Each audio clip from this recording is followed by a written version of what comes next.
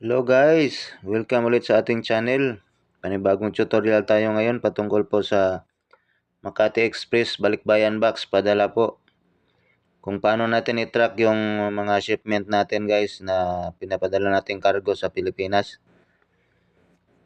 So ito yung gagawin natin guys. Unang-una po punta tayo sa sa may Google Chrome o mga browser nyo guys, kung sa anong browser yung ginagamit nyo. Punta kayo sa Google, search lang natin. Enter nyo lang po yung Makati.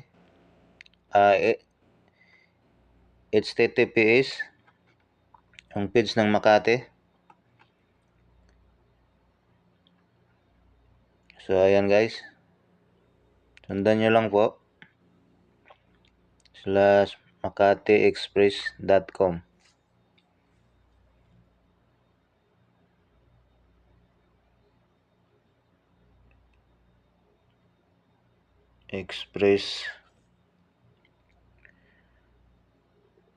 express.com. So yan, search nyo lang.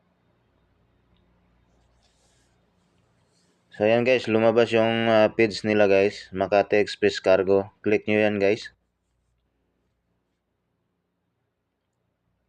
So yung lalabas, yan yung next na lalabas. Track my shipment, air shipment tracking number, saka track shipment. So dito guys, ilagay nyo lang yung yung tracking numbers nyo guys. So yung tracking numbers po nakalagay po sa resibo nyo sa pagpapadala nyo sa may bandang kanan po, tracking numbers sa bandang kanan ng resibo nyo. Content po ng 3 letters, capital letters at saka 9 digit numbers po. So enter lang natin, ito yung sample ng tracking number natin. Enter natin yung tracking number. Capital letter, 3 capital letters ng area code kung saan kayo nagpapadala.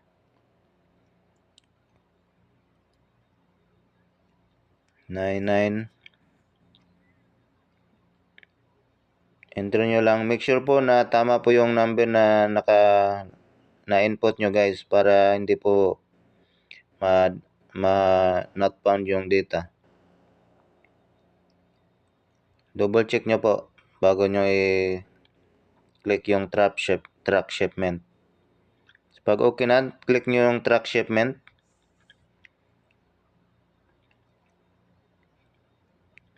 So ayan, click natin track shipment. So yan, tracking.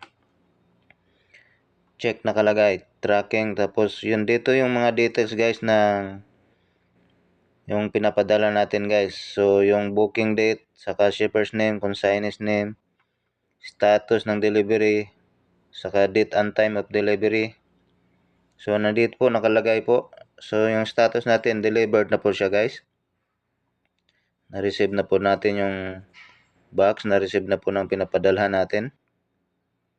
So nandito po nakalagay yung mga date, saka area ng destination, area ng port na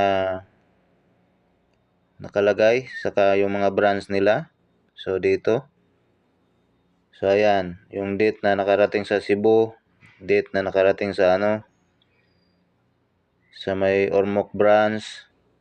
So ayan yung date. Out of delivery na po siya. So yun yung patunay na picture po na na-receive ng receiver's name, receiver ng cargo natin.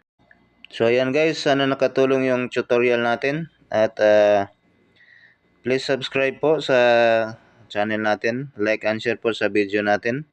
Maraming salamat po sa ating lahat at God bless po.